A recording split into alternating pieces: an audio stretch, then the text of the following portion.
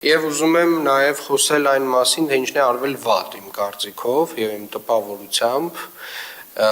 որը իհարկե վերջին շրջանում որոշակի աշխատանքներ, ինտենսիվ աշխատանքներ սկսել է արվել, բայց ցավոք սրտի պետք է արձանագրել, որ վարչական շրջանների մեր կատարած աշխատանքից ես դժգոհ եմ մի քանի պատճառներով։ Առաջին հերթին իմ կարծիքով մենք բավարար չափով ջանք չենք գործադրել, որպեսզի մասնավոր տնտեսվարողները, ովքեր ունեն պարտականություն,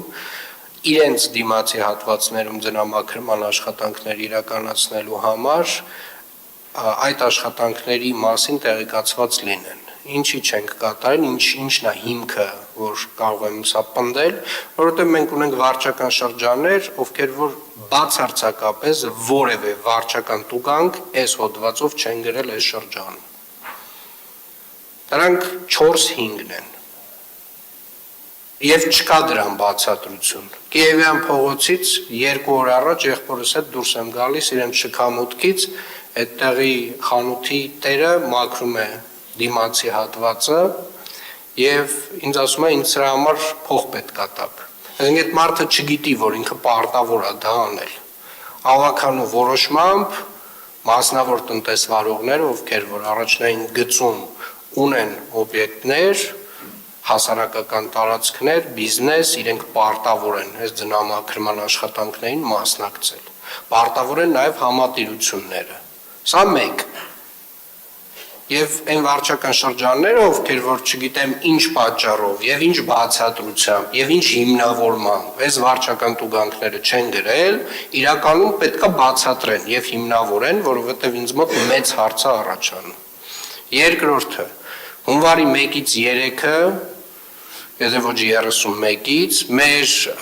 վարչական շրջաններին հատուկ մի 2 տարի առաջ քննարկեցինք, հատուկ աշխատակիցներ առանձնացրեցինք, որպեսզի վարչական շրջանները ունենան գործիք աղբահանության մաքրման հետ կապված աշխատանքները պատշաճ իրականացնելու եւ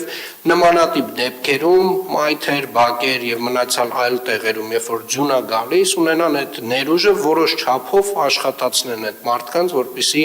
ծայրահեղ խնդիր չունենան։ Ես 1-ից 3 քեզ մարդիկ տուն են եղել։ Նոր տարի էին անում։ Հասկանում եմ իհարկե, դա էլ է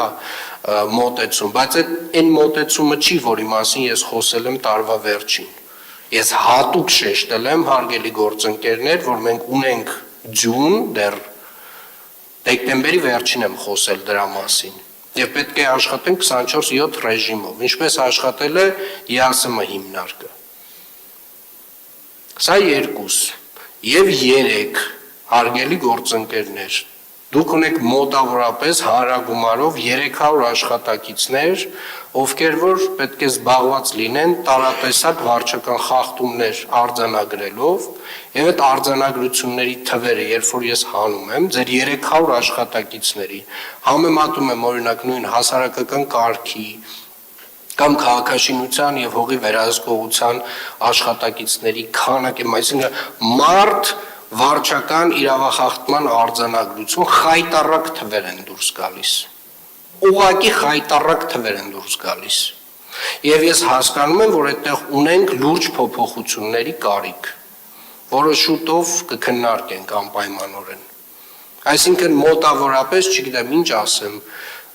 տենց անհամադրելի քանակ է, էլի։ Այսինքն մեկ հասարակական կարգի պահպանության աշխատակիցը